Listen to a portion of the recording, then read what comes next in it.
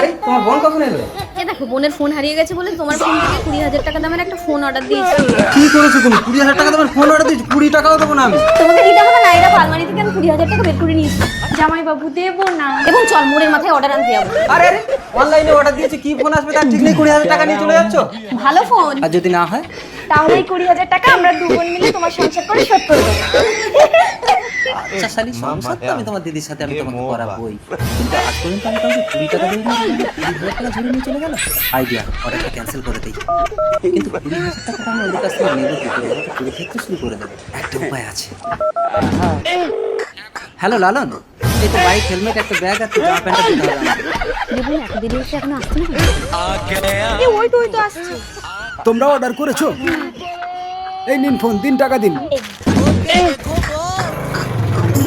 20,000 টাকা দিয়ে ফোন কিনেছি, এরকম প্যাকেজ? যাই হোক, ভালো হলে নিয়ে কর।